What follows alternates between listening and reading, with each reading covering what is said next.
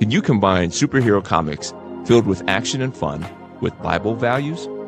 Is there a comic that's safe for parents but not boring for kids? The answer is yes. Alpha Red is a comic book that combines action and danger with faith-filled stories that will draw your kids in and give them some godly inspiration. Wes is your friendly neighborhood handyman who's chosen for an experiment and given superpowers that make him super strong, fast, and smart, becoming Alpha Red. He's given a super suit filled with spiritual technology to become the hero we need to stop Omega Black and his army from taking over the world. Alpha Red and his kingdom allies must save the world by making sure Satan and his demons can't use their army of transforming robot tanks to teleport all over the world and destroy every major city on Earth.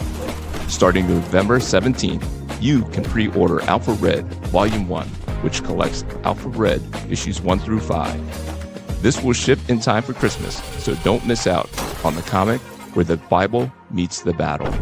Super stories for super kids. Alpha Red. Go to shopalphared.com starting November 17th to bring home an adventure you can believe in.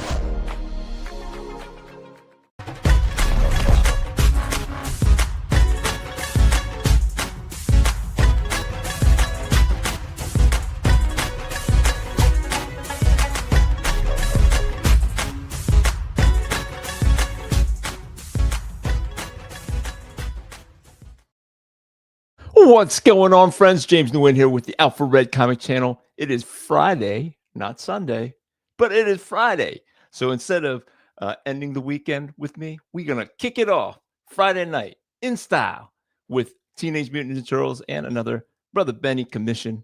That's awesome. I appreciate Brother Benny for supporting Alpha Red and all that I do to make more family-friendly, faith-based comics and make them look as cool as I can. So thank you for joining me on this Friday night. So hopefully we'll pick up some other people. What do you think? What do you think, guys?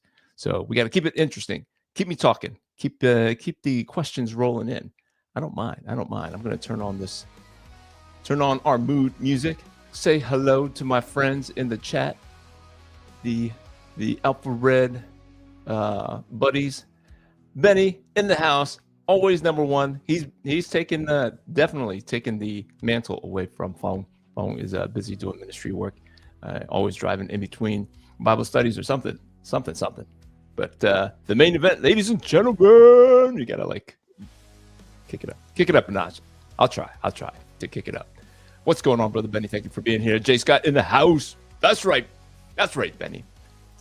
You are correct, Jay Scott. That is going to be another Brother Benny special. It is indeed. Reverend Saber in the house. Hey. What's going on, brother? What's up, James? Friday is live. That's right. And we got somebody new to the chat. What's going on, Evangeline Lourdes?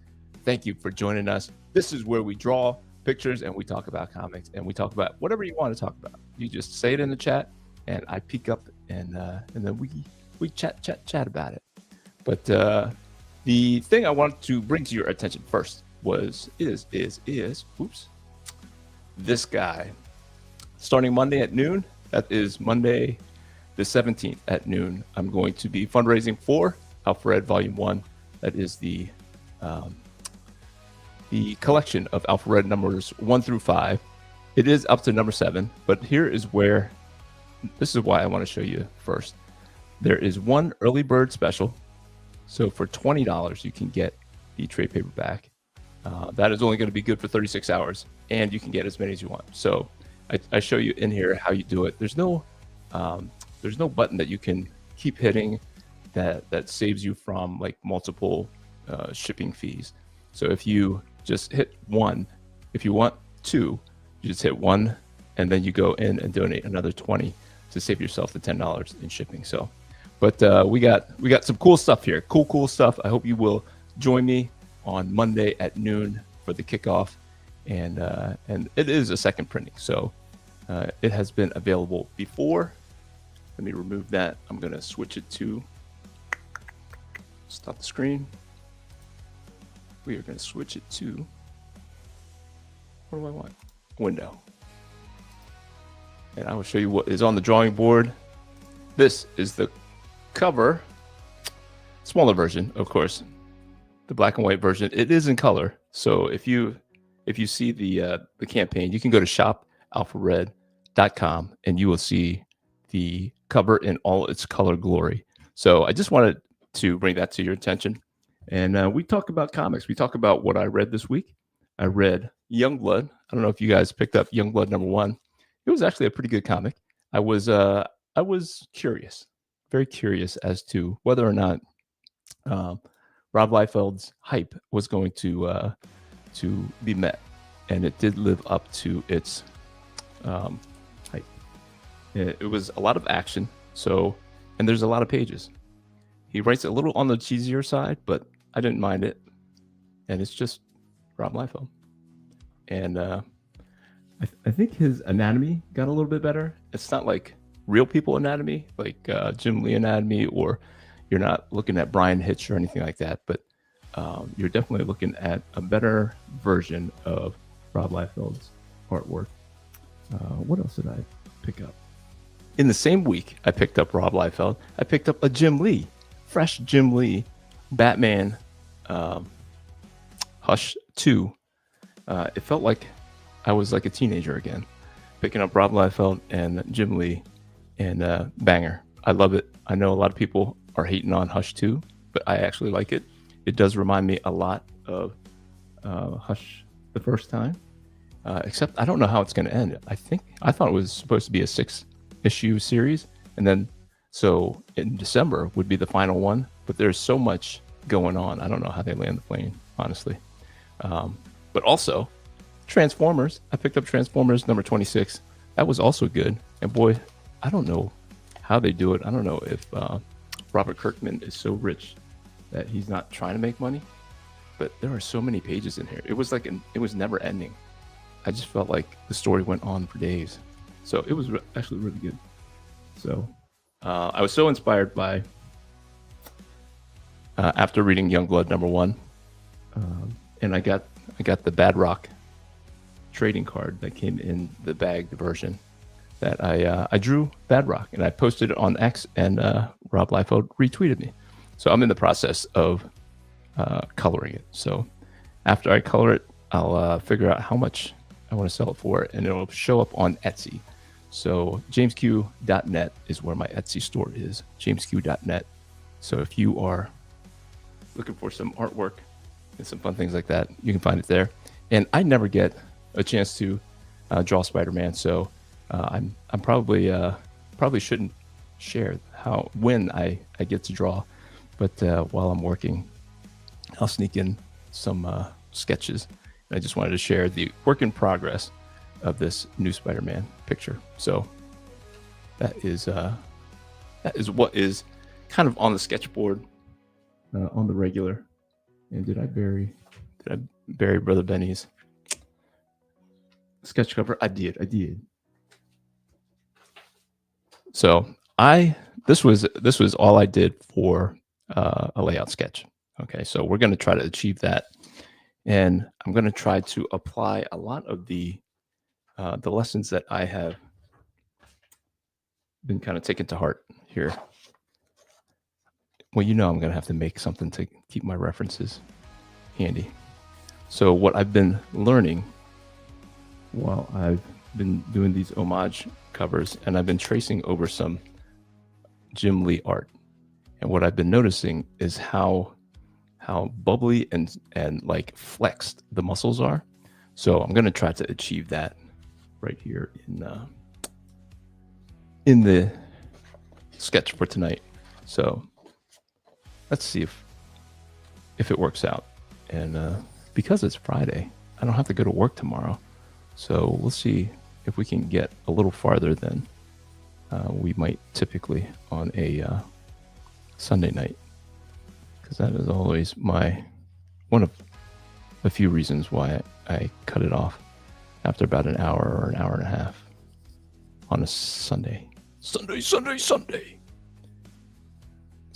what I want to do is, like, everything is very circly, very round, is what I've noticed from 90s 90s style art, especially with Jim Lee and Rob Liefeld. And so I want to make sure that I test the theory to see whether or not it is the roundness of the figures, of the muscles, of all the things that really kind of give us the excitement of them looking like they're fully flexed all the time. So big old round shoulder there. That's where the elbow is, so it'll come down. Round bicep, tricep, forearm, 3 fingers. And I was looking at a picture actually that Neil Gaiman drew. No, not Neil Gaiman. Neil Adams of Green Arrow, and the hand that was in the foreground was just absolutely amazing. I'm going to bring that shoulder down. You'd think I'd be more prepared here. But if I was, you'd think that you were watching somebody else. That's right. I'll try not to run to the other side of the room. So if you're new here, I appreciate you hanging out on a Friday night and giving us a shot here at the Alphabet Comic Channel, where we talk comics and we talk drawing. I create an independent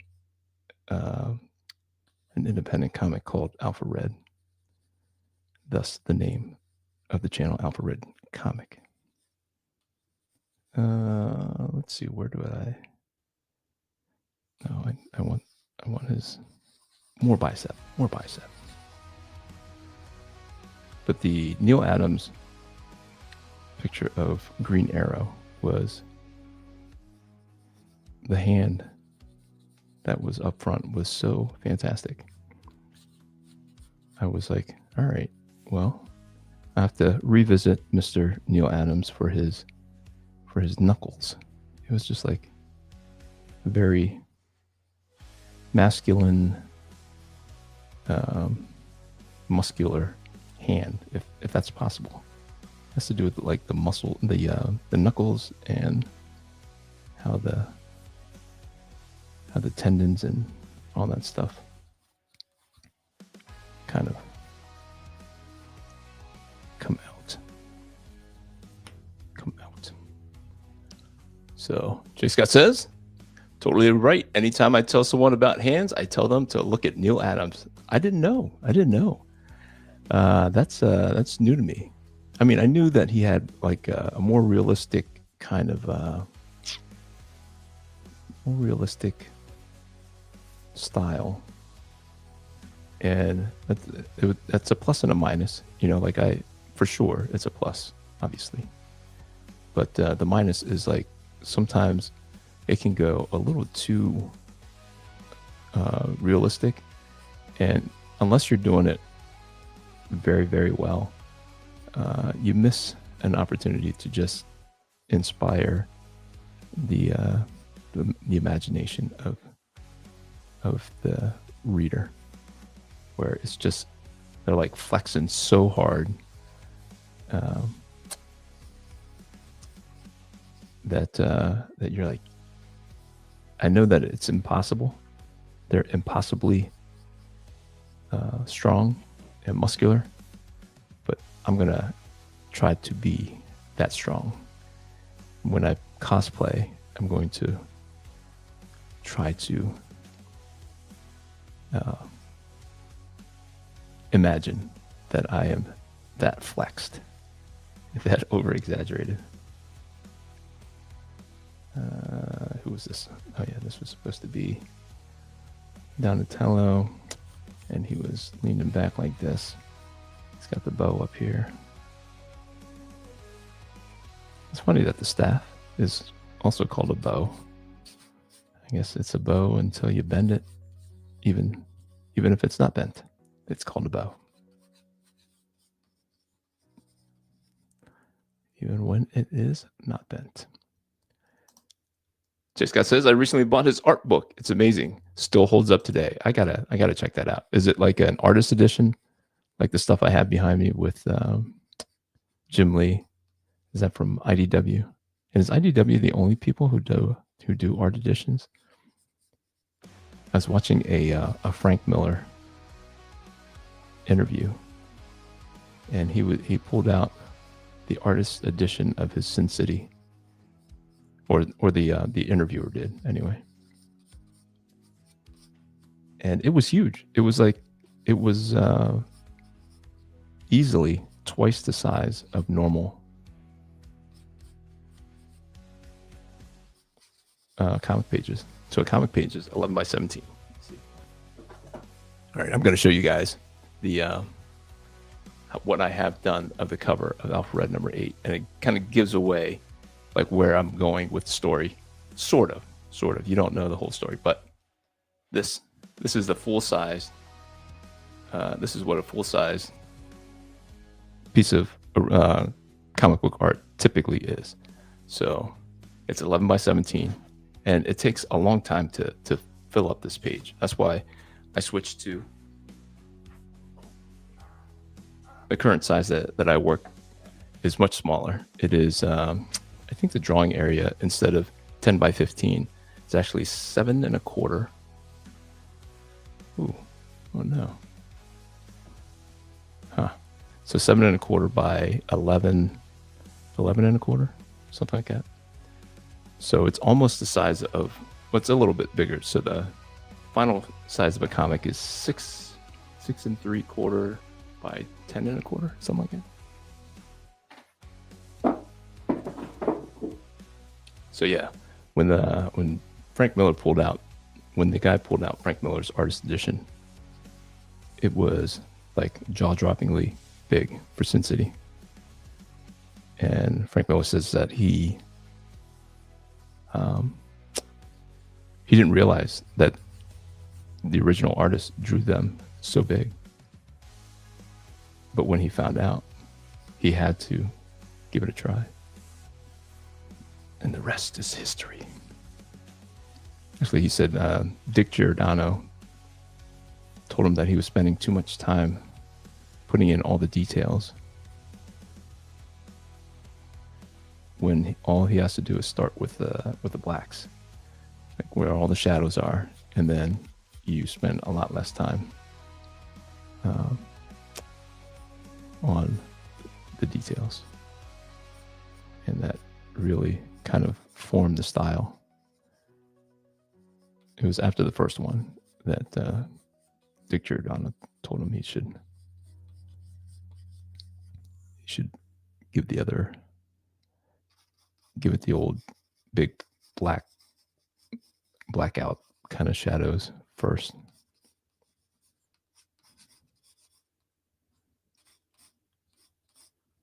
That'll be his leg over here. That's Donatello. Let's see, what was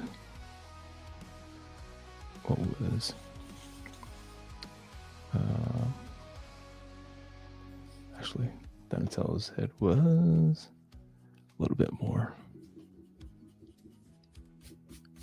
pointed up, because that is more the Leonardo head that I'm going to do. There's a little bit more down to the side here.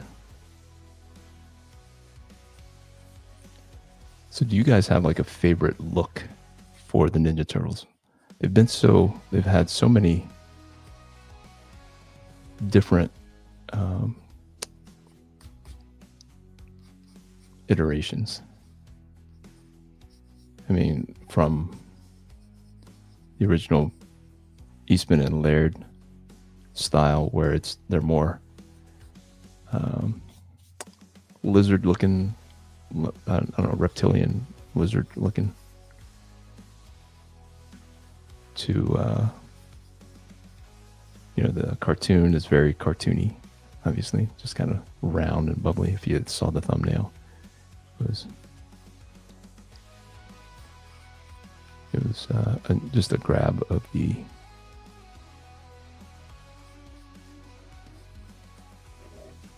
cartoon.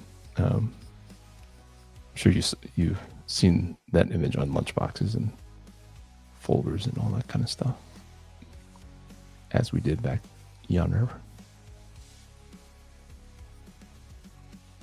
Remember Trapper Keepers? Trapper Keepers. J. Scott says, yep, it's an artist edition. Yeah, they are pricey. So yeah, the Jim Lee one that I bought, I think was, I want to say it was like a little over $100. But you see behind me, they're like full size Jim Lee X-Men pages. Like, I'm never going to be able to afford Jim Lee X-Men pages. You're never going to be able to afford Neil Adams original pages. But holy smokes, if you don't have like giant original art sized pictures that you can hang on your wall, you can treat it like the original. Here it is. So that's what I do. I mean, I don't think I would hesitate if I had more wall space. My wife isn't as generous as Benny's wife is, allowing him to hang original art all over his man space. My wife comes up here, and this is my man space. This is my office, and this is where I keep all my. I work up here. I work, and I draw. Comics are up here. And she comes up. She goes, "You can't hang that up there. Like, it's the attic." So I hang a bunch, but I pick my fights. But unlike Benny's wife, who lets him hang whatever he wants on the wall. maybe not. He used to. I think he's limited because he's got too many of my drawings on the wall. She might be putting a stop to it. Where does his hand go? Where do I put his other hand? So this would be, we'll put this up here.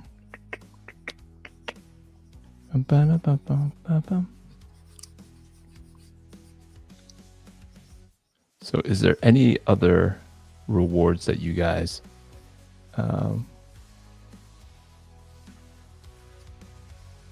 would look forward to? Like I said, this is not not so much a crowdfunder. It really is just refilling my stock of trade paperbacks that ran out. It lasted about a year. I printed up 120 of them at the beginning of 2024. And it lasted about a year. 120 of them. And I had 80 normal regular covers, and then 40 of the homage covers, and I sold out of all of them. So what's different about the ones that I'm doing now is that it will not have all the extra covers and stuff. There is a deluxe digital version that will have all the covers, all the just like the deluxe digital for, well, maybe not like the deluxe digital for issue number 7, because I had the black and white and all of that stuff. But with this deluxe digital, it will have all the covers, and it will actually have the original story before I turned it into a Christian comic. So it was just your normal run-of-the-mill comic.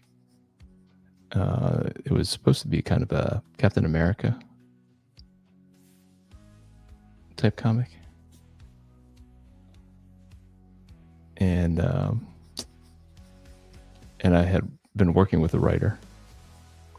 And it was much like me working with Ray McKay, my current writer, where I kind of come up with the story and then like the overarching story, and then he kind of breaks it down into pages, like what you should draw on each page. And then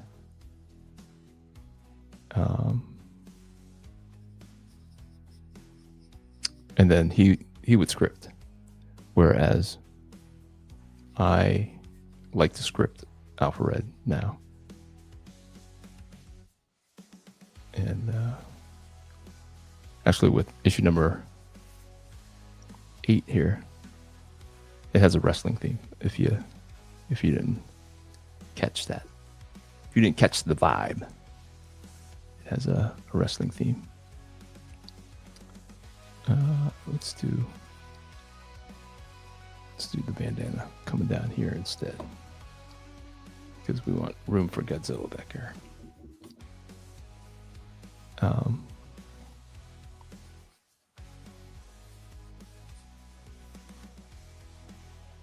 Yeah, I forget what I was saying.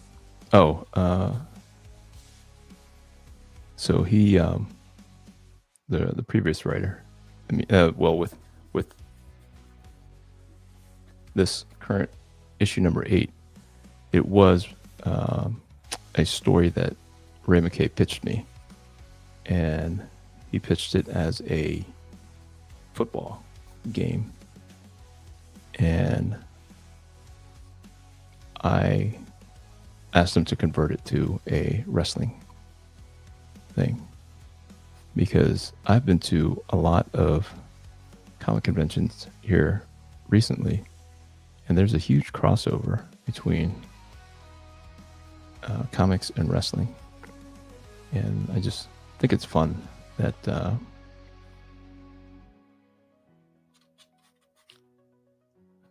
wrestlers, the wrestling, and I like the fans of wrestling. They've kind of have an innocence, like they know that it's fake, but they like it anyway. And they're diehard. They pick up all kinds of crazy stuff. Like, all right, well, hopefully I can give you something with a lot of body slamming and all that stuff. So yeah, it was $100 also, but I bought a Kickstarter Daniel Warren Johnson art of book in August. It should be coming in January. Gotcha. I have officially run out of wall space. I have to start rotating out sketch covers. Nice. He's got so much energy in his art. I love it. Nice. Speaking of the amazing, your stream on Sunday was wonderful. I went back and watched it since I was at work. Nice. I appreciate that. Appreciate you catching the old stuff. Some of your best work, sir. I appreciate that. I know the guys at Starcross appreciated it, and they actually want to turn it into a cover or something. So I said, "Have at it, boys. You are welcome to it." There's a sword, and we got to get Mikey in here. Mikey's going to be up here, and I don't know why I always put Mikey jumping, and he is always like a little farther back. You can see most of Mikey most of the time. All right, that sword's going to be right in his face, so let's do the sword over here. Kabamski.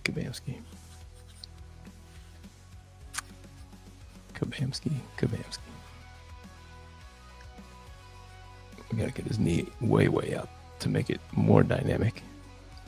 The higher you get the knees, the more dynamic you see. All right, I forgot about the circles. We're doing circles.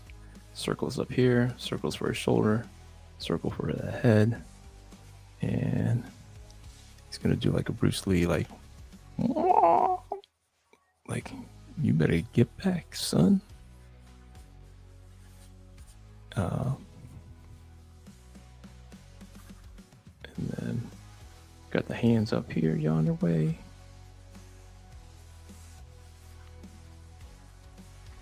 Got that.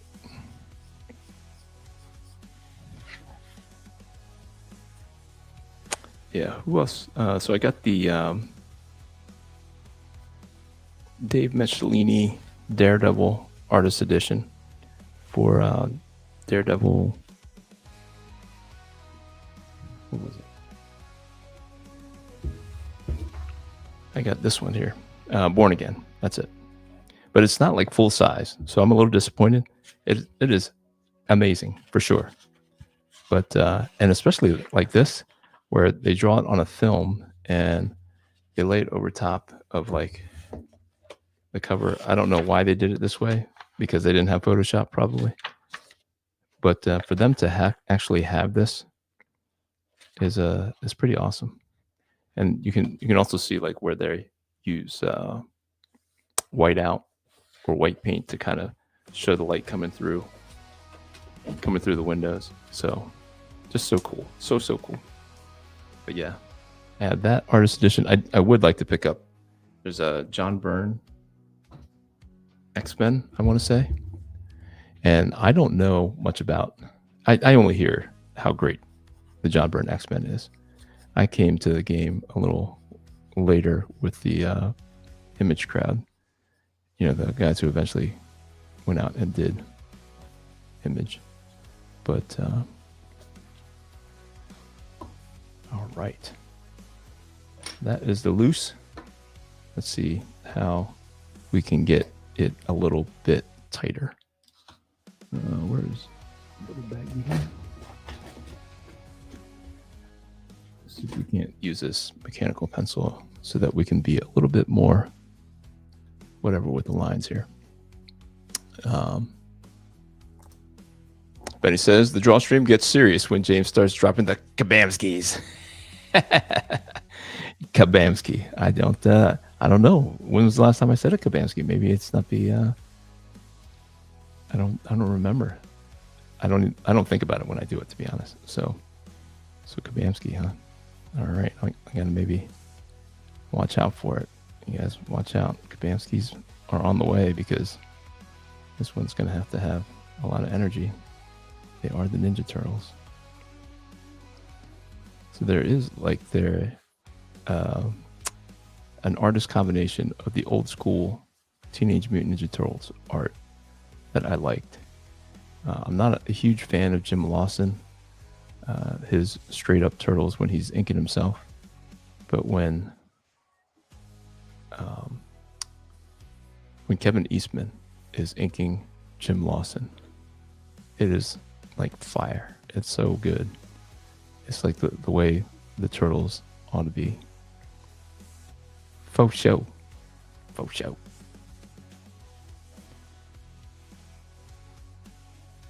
Coming together. Got to pick those lines, right? Start off with that energy. Got to keep it round so that it's like fully flexed. I do like how in the live action movies from the 90s, where it really kind of helped me imagine what they look like moving around.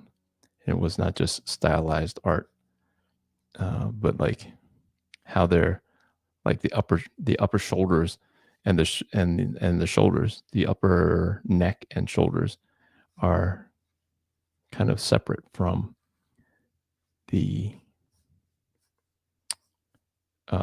shell, like the front shell where it makes their pectorals and stuff. So in the original comics, they are very much like, it's like neck, it's like head, and then like teeny tiny neck that goes into the tippy top of the pectoral shell thing, and then the arms are like right on top of, like it's all like joined together. So you're like, are they just like, they have no necks? They're just super stocky kind of guys. But I think since then, everybody has kind of accepted that the shell goes like the back of the shell and then it comes down to the sides. And that is how it wraps around, so you can get a little bit more dynamic with the poses when you have that kind of understanding of it.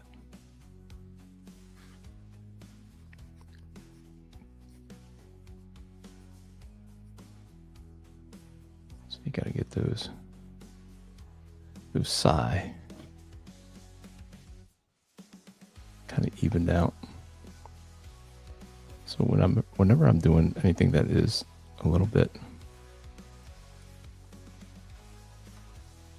symmetrical, you wanna do them like right away, the other side right away, or else I've come back sometimes and it looks really, really wonky, and it's because I did not immediately jump to the other identical side.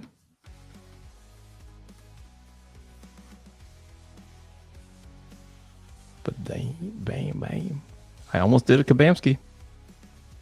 I felt one coming on, but it wasn't time. It wasn't time yet. It was not time yet.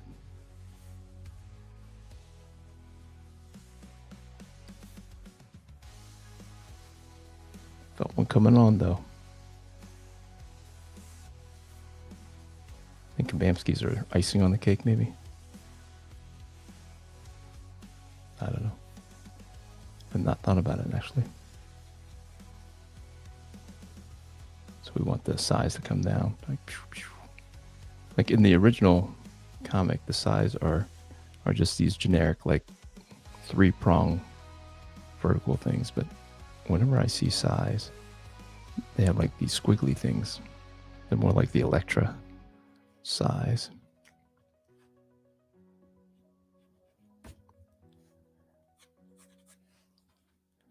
So yeah, who else has artist editions for their art? I think Todd McFarlane has one for his Spider-Man. And I didn't realize how few Spider-Man books Todd McFarlane drew. I mean, relatively speaking. I mean, he did a couple years and that was it. And that was 30 years ago. You know, but everybody wants him to come back and do Spider-Man. I mean, I know I do. Maybe I don't say everybody, but sweetly a lot of people. I want Jim Lee to do X-Men.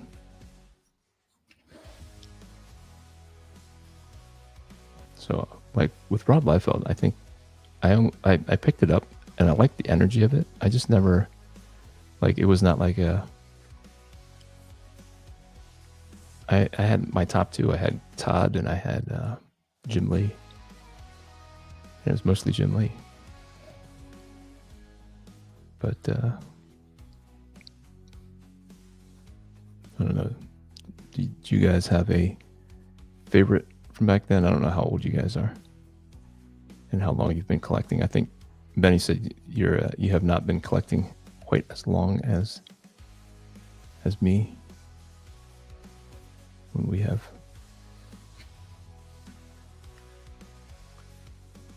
we were on the Can You Draw?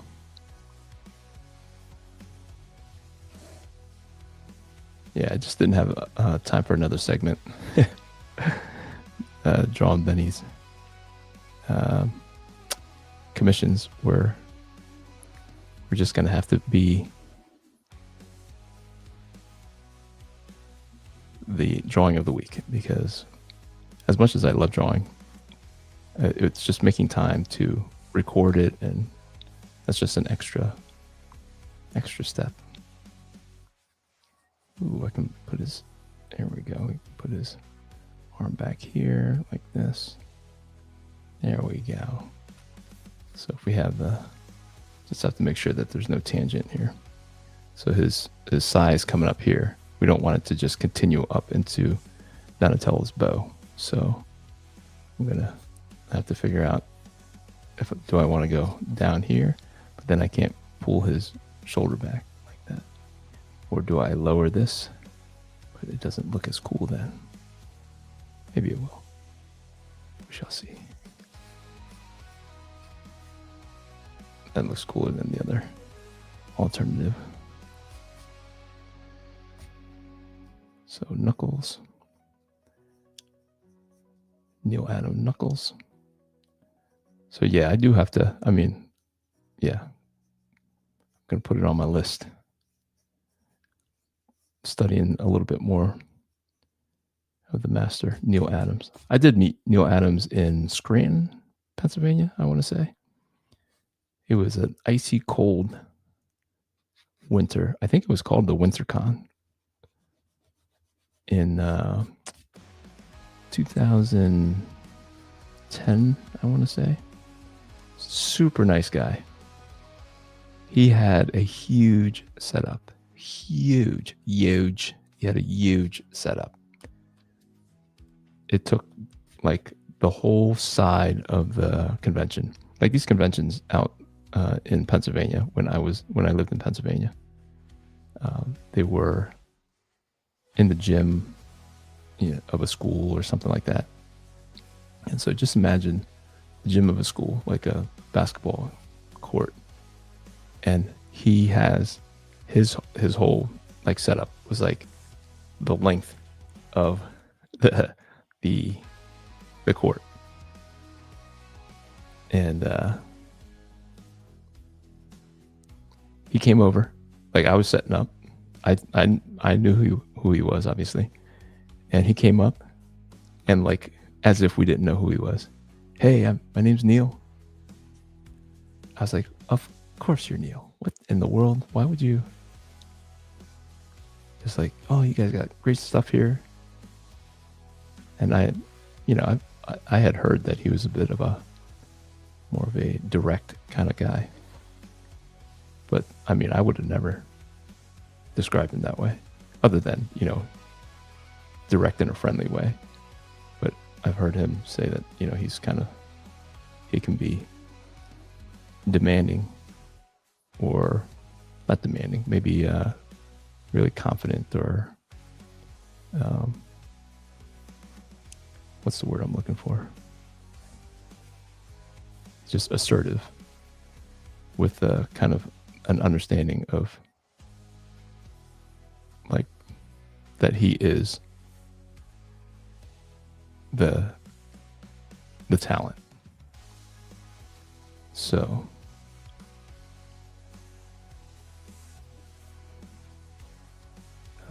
but I would have never said that about him. He just came up extremely friendly, like outgoingly friendly.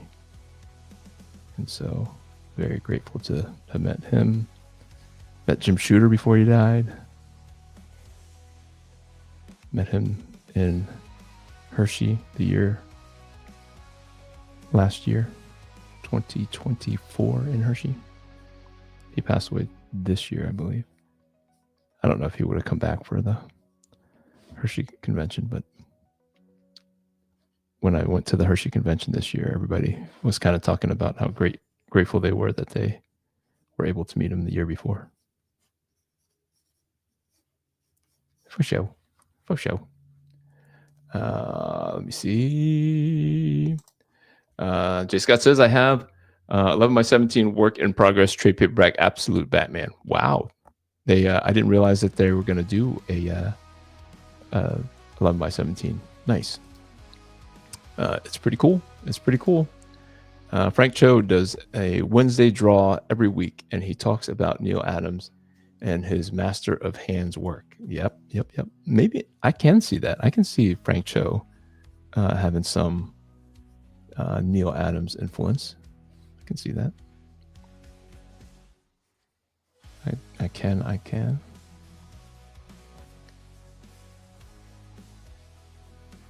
Not like directly on everything. Frank Cho has his own style for sure. right. We'll make his bandana come out this way. Kabamski. Hey, it just came out. Kabamski. It's getting serious. Things are getting serious. Things are getting serious, apparently.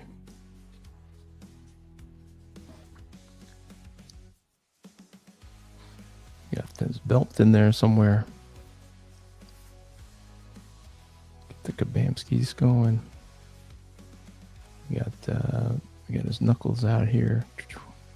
Yeah, I'll have to check out Mr. Frank Cho's draw stream.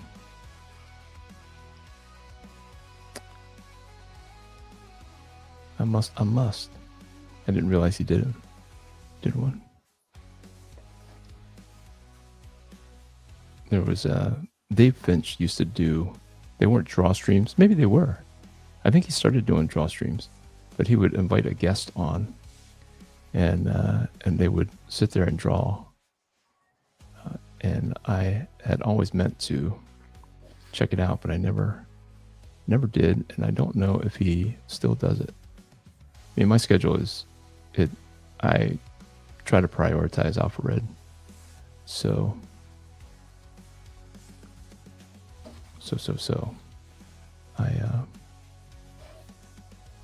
I don't consume as much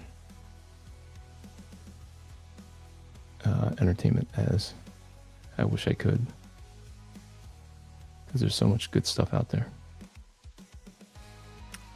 But some of us must create.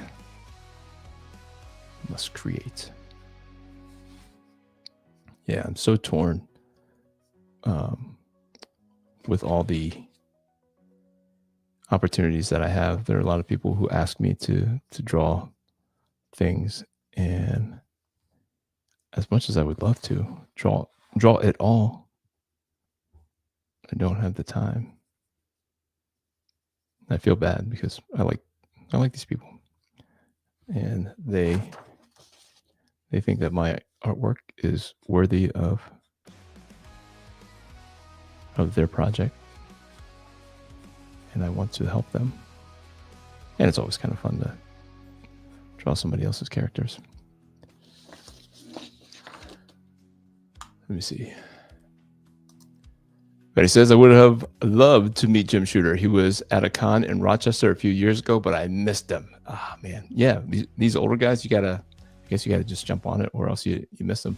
Like Jim Starlin was at the Hershey Comic Con this year, and I walked by him, and I should have said hi, but I'm not a huge, not Jim Starlin, not Steranko, Jim Steranko. I'm not a huge Steranko fan.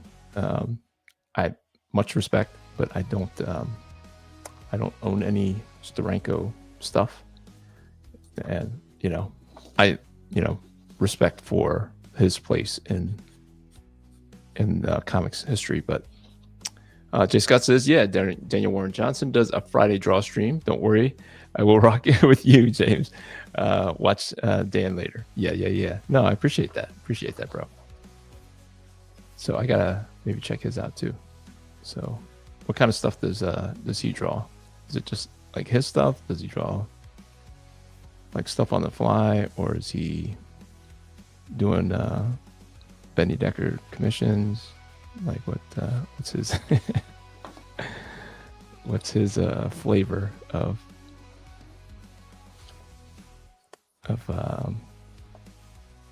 stuff that he draws?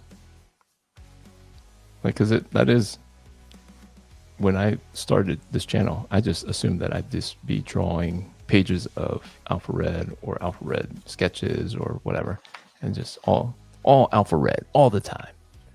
And it got even boring for me. So I couldn't imagine somebody else trying to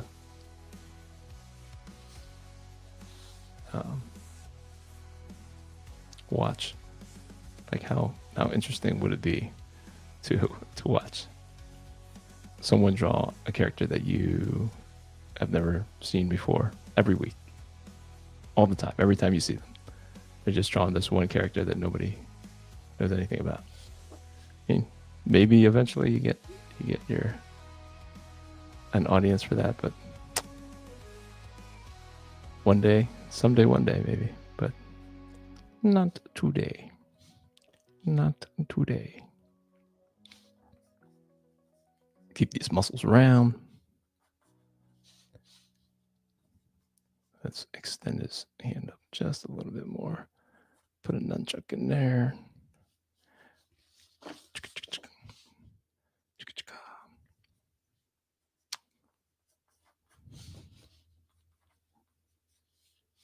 But yeah, it's turning out pretty good. And this was unintentionally the Wolverine pose from X-Men #1. That just came out. Just because I guess because I have recently been kind of drawing it. Actually, it's not exactly. Okay, I feel better. I feel better that it wasn't just in my subconscious that I'm just drawing all the poses that I've ever seen in my life from Jim Lee and stuff. Which there's nothing wrong with that, I don't think. You know, I've been listening to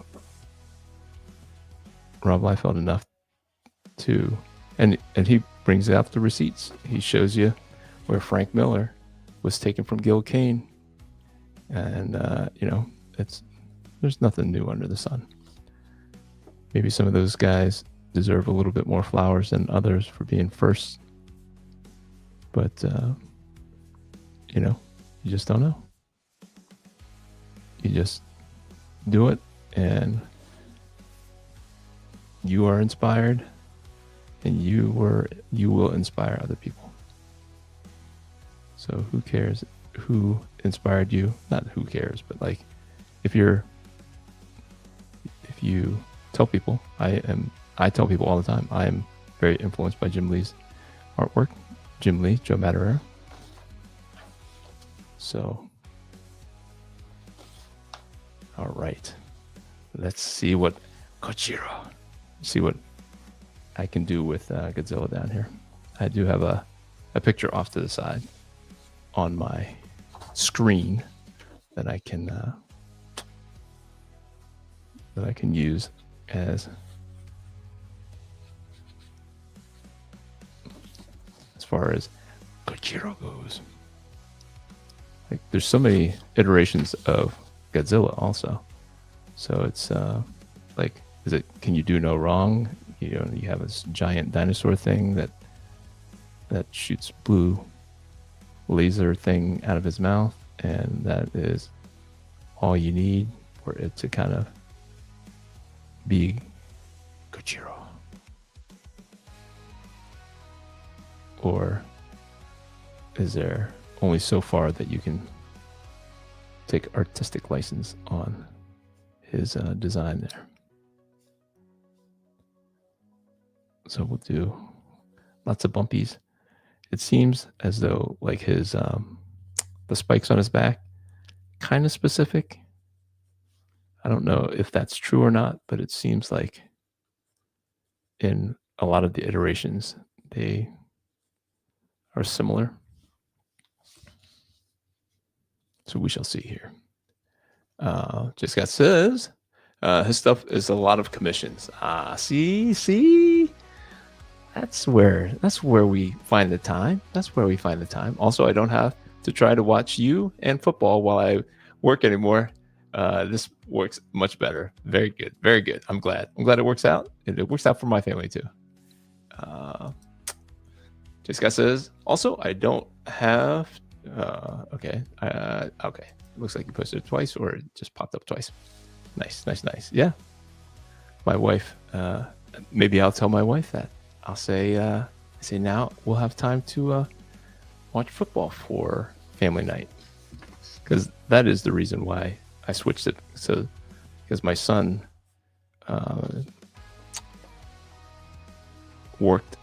did not work on Fridays, and so we always had family night on Fridays. So Sunday was a good day for all of us. But because he works on Fridays now, for the foreseeable future, probably at least 2 months, they're going to put him on Fridays. So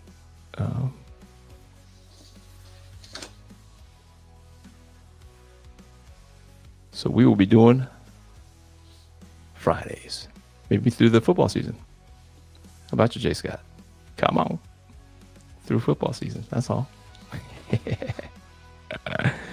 All right. So he doesn't have like real sharp teeth. There's one version where he has like kind of like fangs, and it didn't look quite right to me. But hey, I'm not in charge of Godzilla. But yeah, like an angry. You gotta get the furrowed brow is kind of typical. Yeah, he's got lots of texture. He's got big man boobs. Like some of them are like he's got a triple man boob. You got like a Total Recall chest action. You know what I'm saying? Like there's like a middle boob, middle man boob. Like what is going on?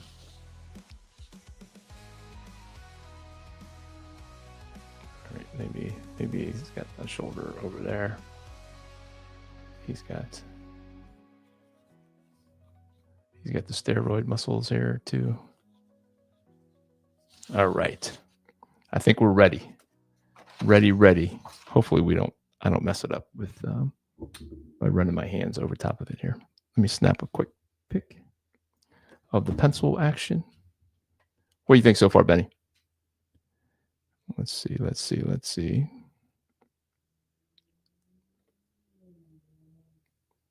Fun.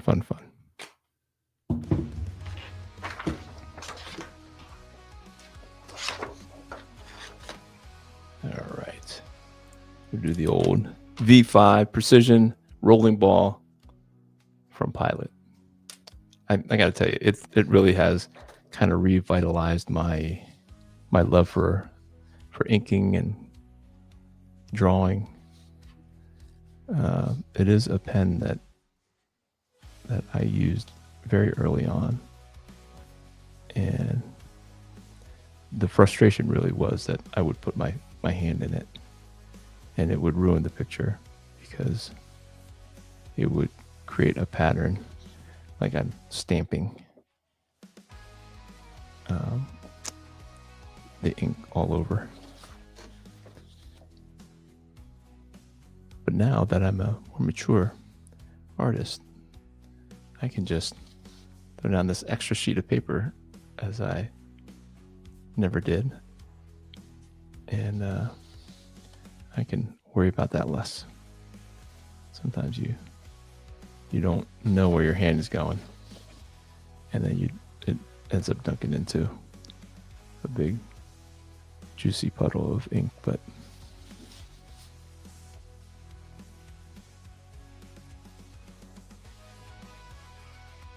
yes, sir.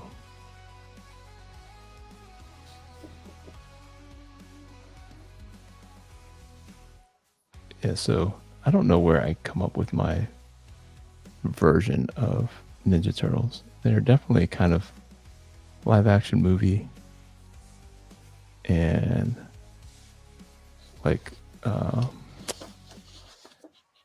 I wish I knew more of how it was published.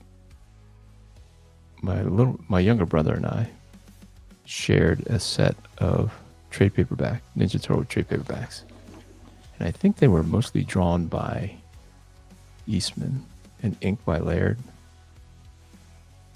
That was the combo that I liked the best, I think. And I believe that Jim Lawson came in towards the end there.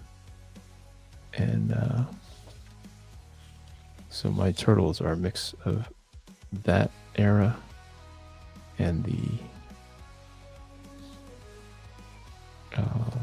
movie from the 90s. Benny says, what does Benny say? Benny says, I'm liking the Friday change too. All right. As always, your layouts look way better than I imagined it would be. That's awesome. I appreciate it, bro. Yeah, I was kind of worried about this. There's lots of characters, And I was like, really, how do you get maximum Godzilla in there? His size really messes up the composition of a lot of things.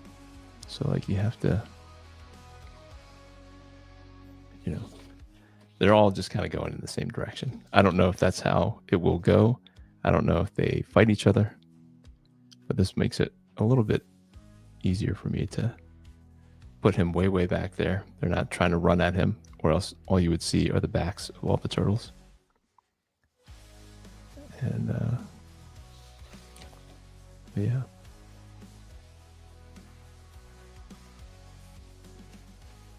I did. I was just sitting on a call, and I was like, all right, that's got to be the composition where you see a bunch of them up closer.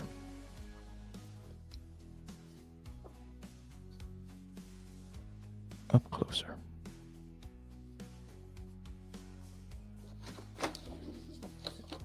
And hopefully,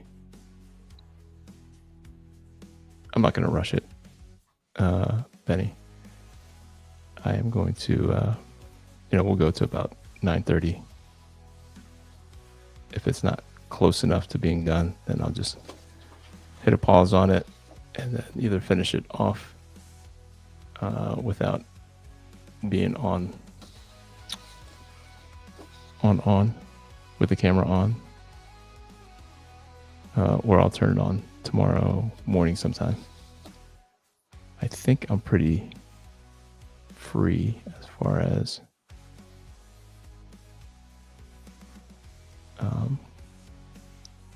chores around the house. Finished up a pretty big project last week, I want to say, last weekend. So I think I'm off the hook for a little bit. I've been a good boy. Been a good boy. Been a good boy.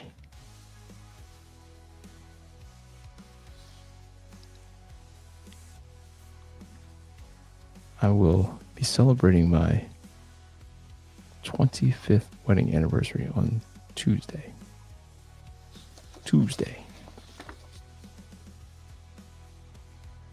And we were going to, I was trying to book us a hotel room where we had our reception. It's like 3 or 4 hours away from where we live now. And it just didn't work out. The kids have some things that we need to be around for. And I have a business. I was asked to go to a business meeting that I don't know why I'm going. To be honest, they just want more bodies there. And I do know why I'm going, but I will not have anything to do with this new account if we get the opportunity to write it. I do a fairly large account that is loosely connected to the account that they're pitching tomorrow. Monday evening. So they asked me to be there so that they can ask me a bunch of questions about the group that we have, the group of customers that we have that I take care of.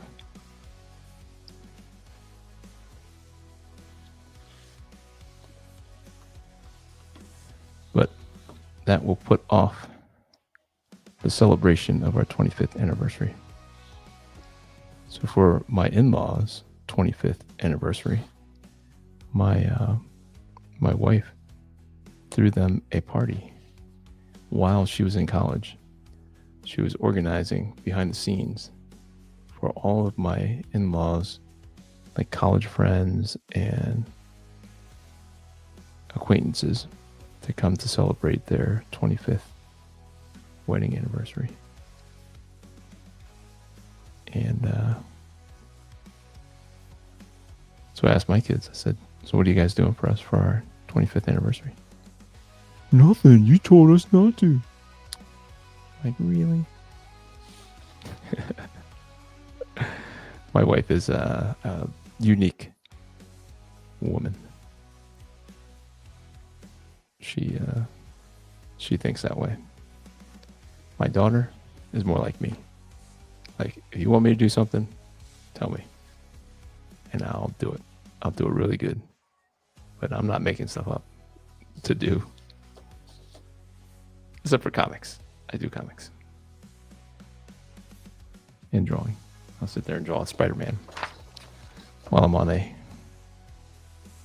business conversation. But outside of comic-related things, if you want me to do something, you have to be pretty direct.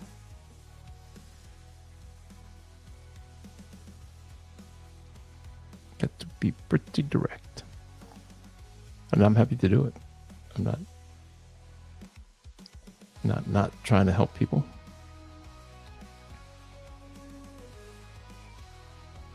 Just need to be told. Just need to be told. Let's do. So I don't know if you guys like Joe Madureira, but he did an interview with some guys on YouTube. I think that channel's called Inked Up. Inked Up. And they're all like former comic book artists or current comic book artists. And they happen to have Joe Madureira on there. Just so interesting how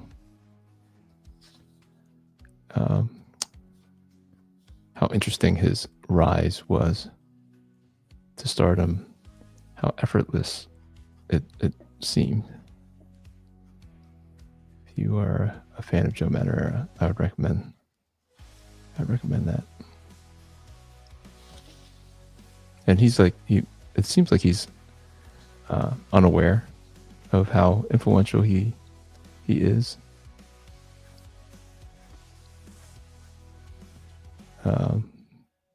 I think he hears what we say about him, but yeah, I was 100% like super fan for sure. Yeah, so I'll have to check out Daniel Warren Johnson's stream to see if I can't get some advice, get some tips. I don't know how many do a lot of people watch his stuff. I mean, he's obviously a big name, and he's a growing name. So I assume that just because he does it doesn't necessarily mean it's going to work for me. But if he has topics that he's talking about, or if he's like, talking about technique, or I don't know what he does, it'd be interesting. I'd be interested to know how to improve the Friday night draw stream. Not Sunday night draw stream, the Friday night draw stream.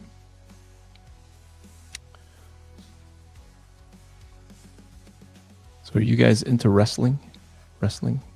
Is that a thing that, that was part of the draw for me, was how much wrestling Daniel Warren Johnson was putting into comics and how people were reacting to it and how fun it was to see those wrestling moves in the comics. So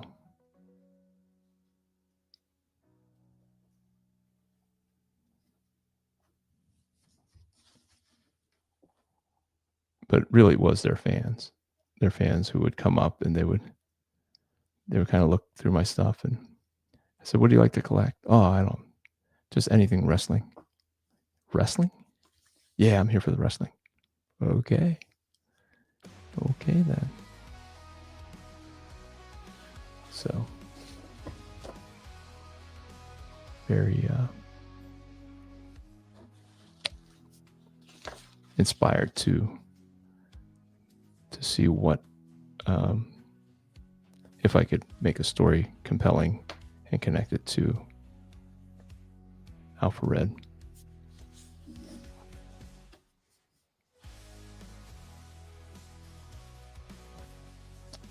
So yeah, and I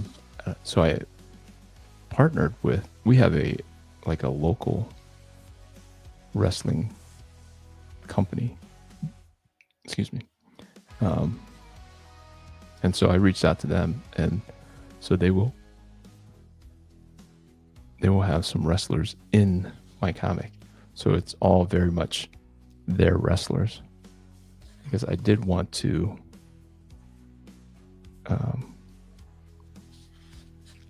cross promote, especially locally here. Especially locally.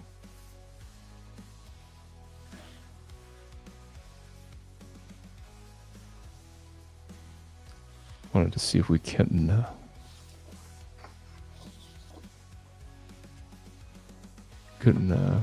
work together more as my, and they build themselves as a family friendly alternative to all the stuff out there. They're, no swearing, no cursing.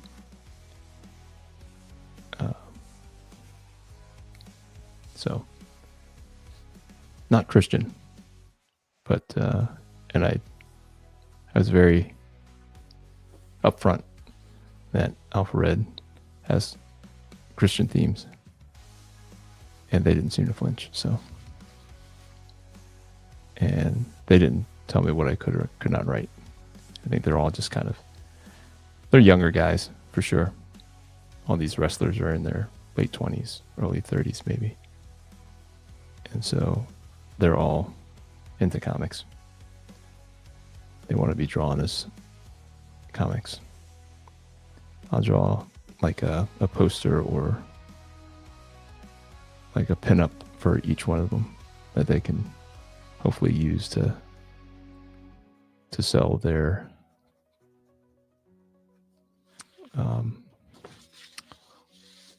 sell t-shirts or whatever. And I'll have variant covers.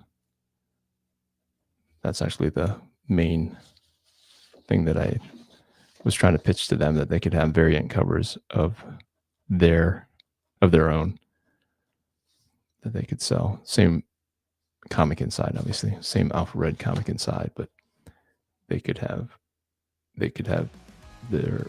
each have their own variant cover that I'll draw for them.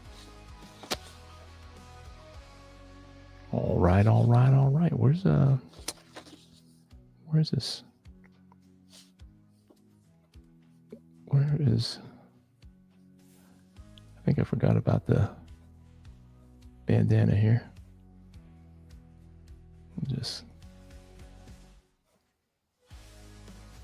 keep it swinging down there. Kabamski. We got it. Kabamski. I think maybe the Kabamskis come when I solve a problem in my mind. Like, zoinks. This could be bad for a Benny commission. So, all right, that's the raft picture. Let's see if I can take a picture as we go. Maybe that'd be fun. That'd be fun. Kabamski.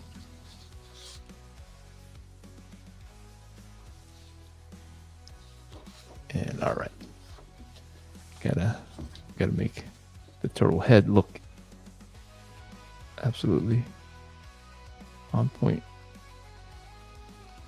Otherwise, it might not be worth looking at. So the bandana, mask, I guess they're called masks. So are you guys picking up the Transformers? What do you think of the new Robert Kirkman Transformers as opposed to the Daniel Warren Johnson Transformers.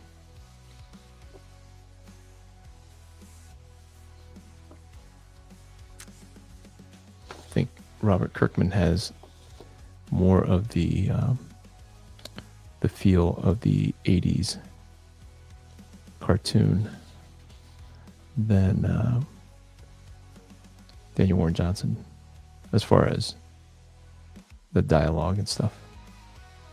Soundwave sounded just like Soundwave, whereas when Daniel Warren Johnson was writing Soundwave, he just sounded like any other transformer.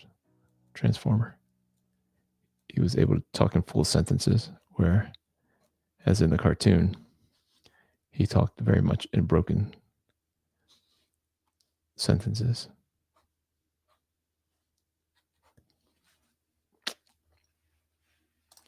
Betty says, I'm digging Kirkman on Transformers. I'm hoping to pick up number 26 at my local comic shop tomorrow. Yes, sir. It was very good. And like I said, it is like, there's so much comic in it. I don't know if it's just me or what, but like, it just kept going. I was like, ooh, it wasn't stopping. It's like, I don't mind that at all. Don't mind if I do. Don't mind if I do. No, he has a good command of the voices of the characters. And I don't know much about the Starscream kind of clone Decepticons, but they play a big role in the storyline. And so I don't know if they have a voice that I can picture in my head. So I'm fine with how he was voicing them. And I think that's one of my weaknesses as a creator. I don't think too much about like the cadence of my characters' dialogue. It's all kind of people I know, but like it's pretty much my voice, I want to say. So I have to be conscientious of that going into issue number 8. And I'm learning with every comic what is important for readers, what readers notice, and they notice stuff like that, like the voice of the character. Like that person wouldn't say that, and there are certain ways that you do like an accent or something like that. You just can't assume that people are saying the accent in their head.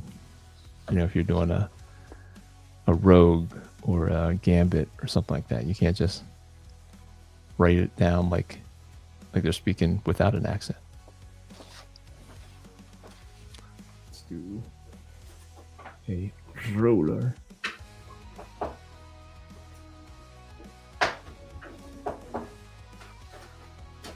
I don't want a super long one. Got a bunch of long rulers down here. Let's do, his hand is right there. Right there.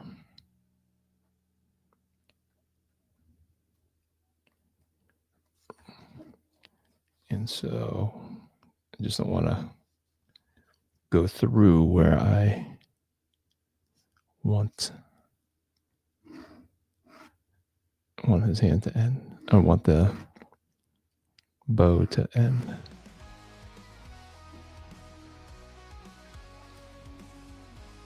But I appreciate you getting these commissions, Benny, because I love me some turtles. I love drawing turtles. I actually am trying to think through like a fan fiction Alpha Red Ninja Turtle story. My daughter works at a print shop, and she was actually part of printing out Alpha Red number 7, which is so I don't even know how to explain it. Like when the people that you love have a part of the thing that you love, it's just like this next level kind of like awesomeness that you can't describe.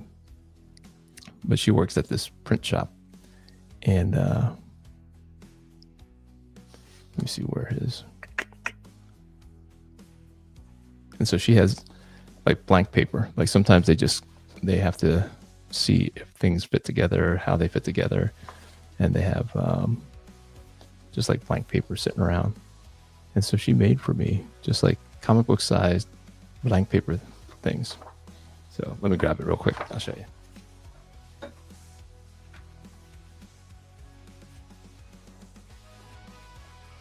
Well, these are the bigger size. Oh, I have the Spider-Man right next to me. But like, so she brought home today the, she asked me how big comic book sizes are. And so she cut it down to regular comic book size. So it's going to be like this. So I thought if I could just come up with a random story, I could just have a little fun doing like a drawing like this, you know, Alpha Red meeting the Ninja Turtles. Something fun like that.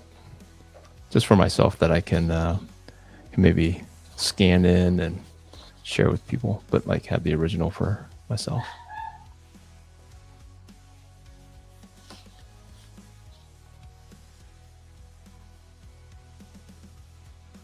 So yeah, I think part of what I like about Neil Adams' hands are not just the knuckles, but like the finger placement. Like there's like a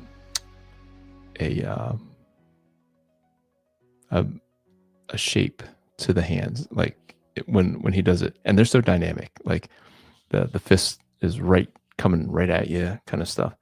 But like the shape, the naturalness of the shape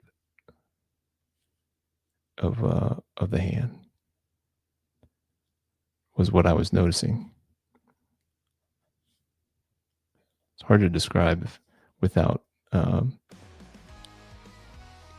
It's hard to describe to someone who hasn't tried to draw hands before, and how hard it is to capture the realness of hands, because part of it is like the overall shape that the hand creates, and it is not square. It is not some kind of rectangle, even though that's probably the easiest shorthand to use to construct a drawing of the hand. But yeah, the naturalness of how Neil Adams does the hands, super impressive. So maybe I will just finish up Donatello here.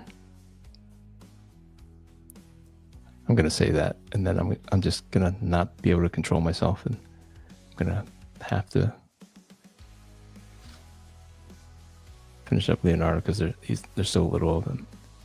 But the goal here is to maybe wrap it up after I finish Donatello.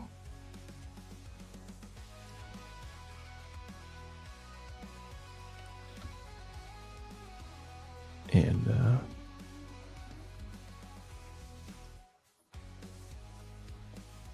maybe turn on the camera tomorrow. And if I don't have time, I will simply post the finished picture. So notice I'm still using this smaller size tip. It's so that I can get more of the little textures in. You can always go bigger. You can't always go smaller. So start small. It's more time consuming for sure. But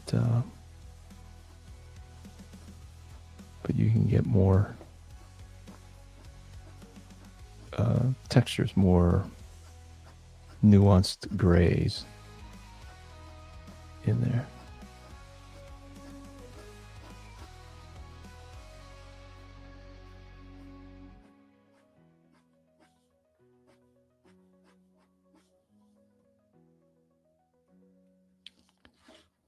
And that just gives, like, you can put like little nicks here and there to show that they've kind of been cut. But if you use the big thick one, that's what I'll do. I'll go back and really commit to these the darker lines for Raphael and Donatello. In that way I can feel good. I feel good about just having them two done. And if I am not asked to do a project tomorrow, actually, I know that there's a project. Darn it. But it does not have to be as big and involved. Oh, no, I'm meeting somebody for lunch. A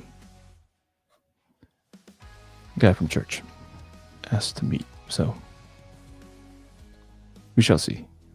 He's a talker. Good stuff, but it might be a long lunch.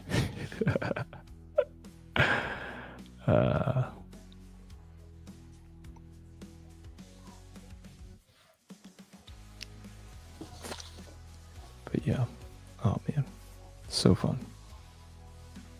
Although trying to figure out like lighting sources and stuff.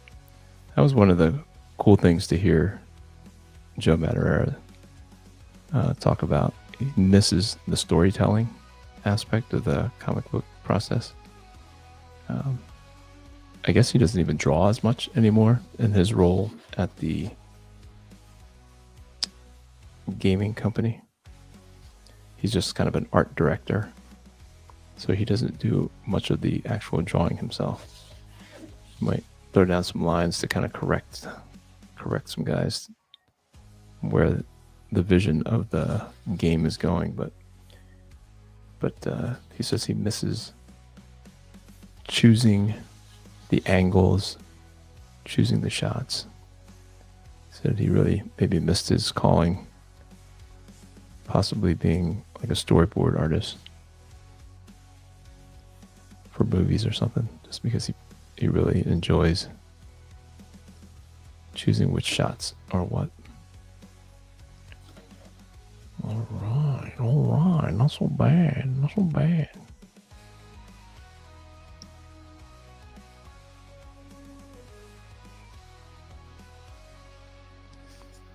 All right, we're moments away from some Kabamskis. For show.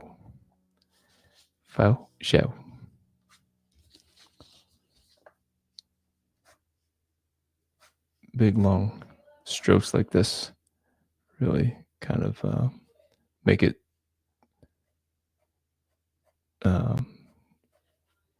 it tells the viewer that you have confidence in your lines. So some people don't even know why they are throwing down the line that they are throwing down. As Joe Madureira admitted early on in his drawing, he was just really copying what he saw John Byrne, how John Byrne drew a muscle or a pose, but he had no understanding of anatomy underneath and why those light sources were drawn the way that they were. So, alrighty. All right, now we go in. And Kabamski the rest of the thing. The Kabamski will be like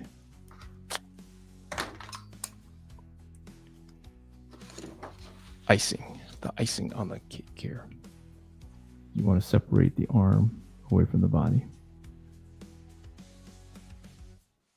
You want to keep all those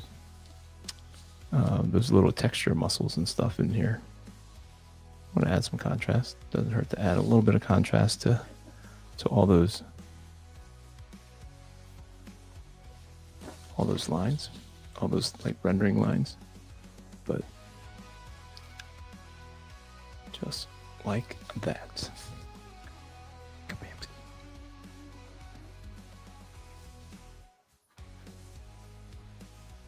Just like so.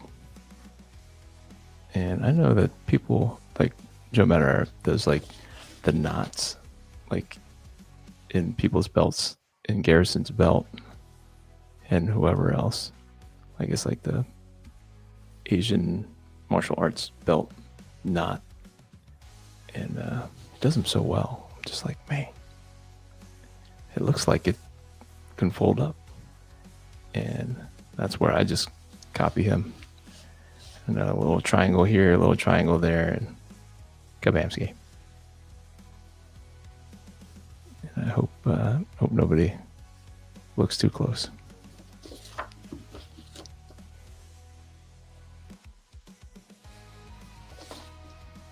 Hoping they don't look so close.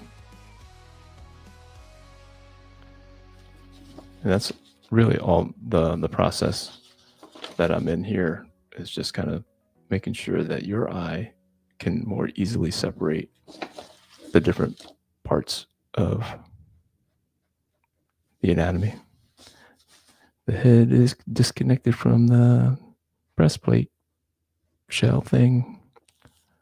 The arm is disconnected from the same thing.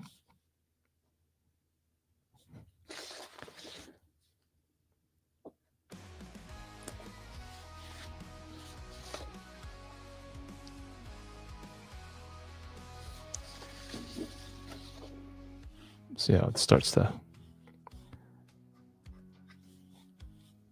come apart from all the other rendering lines.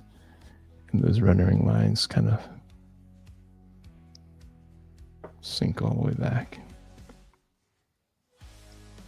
and just become the thing that helps you define the form a little bit.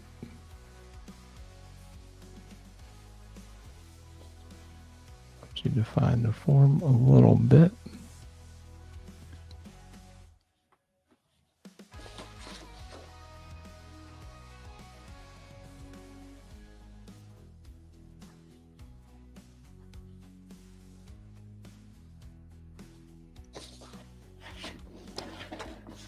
And then maybe I even go back later and kind of sink a lot of this stuff back by adding more ink. So you push it all the way. You make the rendering just that much darker. And then that should kind of push his arm back here, farther back. So you're not just relying on that boulder line up front here. Kabamski.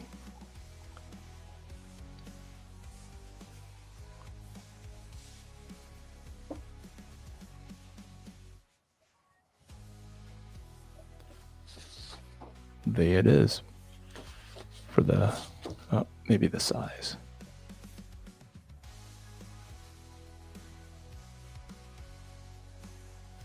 Do the size.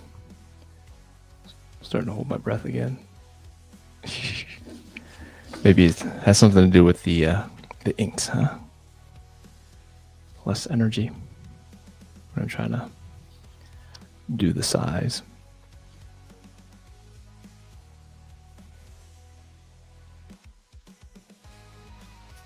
All right.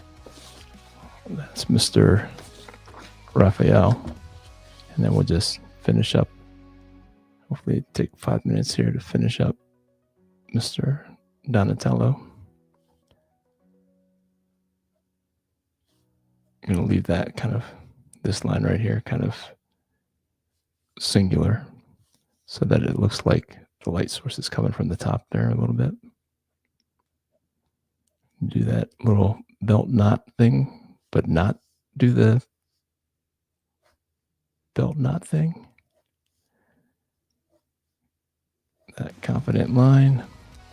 Try to sell that like I know what I'm doing. And you bring it down, bring it down.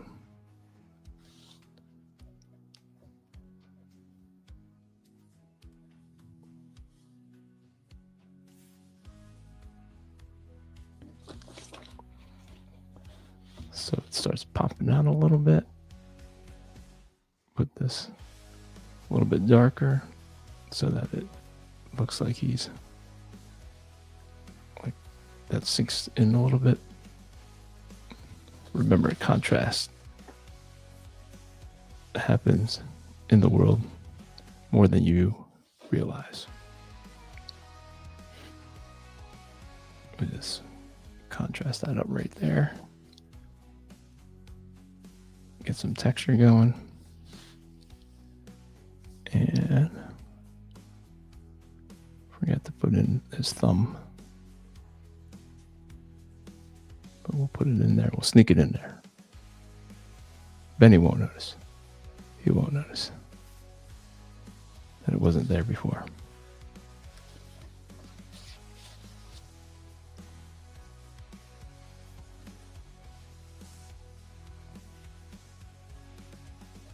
That's part of the shell there. Make sure the shell's got a little texture to it. Then we'll do the front of the shell. Just keep it like that. Maybe we'll give it some rendering lines down here to hopefully sink it to the back just a little bit so that the leg can pop out a little bit more. We're going back in for some contrast ink.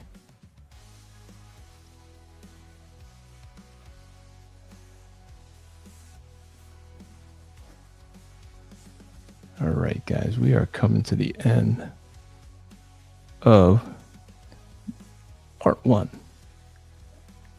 with a question mark on whether or not part 2 will be on camera or not on a live stream.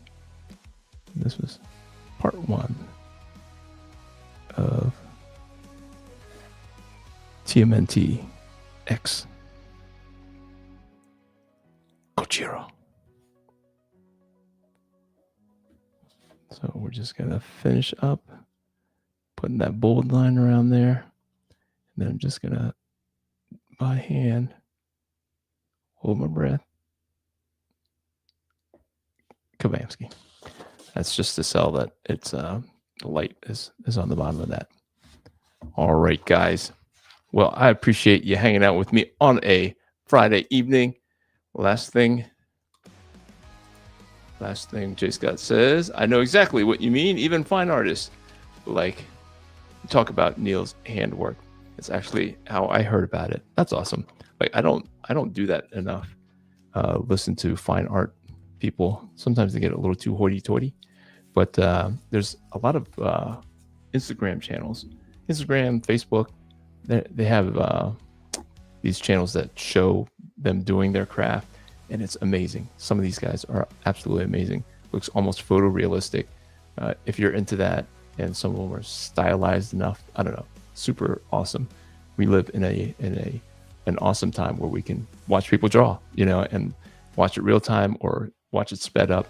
I am going to start doing more sped up versions of the drawings because I found out that my computer has the ability to edit some stuff. So I'm going to edit some stuff, pop it on there, maybe just kind of talk it through more quickly, and have like a 5-minute video, 5 or 6 minute video about the drawing itself and what I'm thinking. But guys, thank you for hanging out. Don't forget to spread the word about Alpha Red Volume 1 starting on Monday, November 17th at noon. Got 36 hours to save $5 on the trade paperback. So spread the word, guys. Thank you for hanging out on a Friday. Have a great weekend. Until next time, grace and peace. We are out.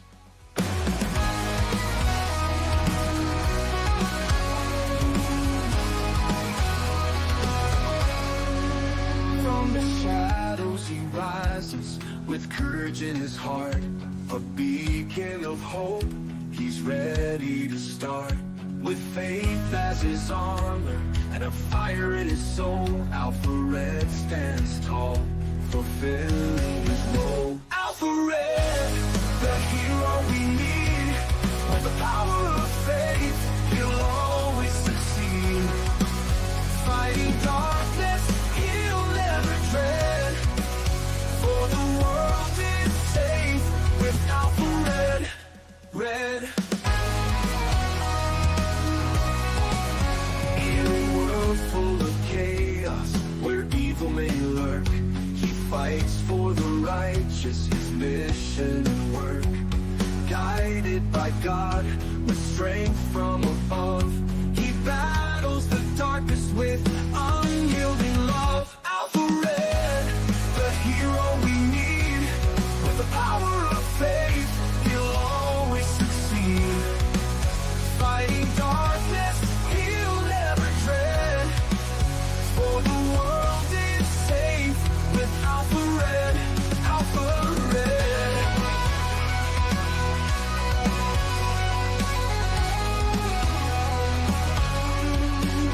When the night seems too long and hope seems so far, look to the skies, you'll see his bright star. With a prayer and a promise, he faces the fight. Alpha Red shines through, the beacon of light. Alpha Red, the hero we need. With the power of faith, he'll always succeed. Fighting darkness, he'll never dread. For the world is safe with Alpha Red. So stand tall with courage, let your faith lead the way. With Alpha Red beside us, we'll see a brighter day. For evil may tremble, but never forget, the world is protected by our hero, Alpha Red. Alpha Red.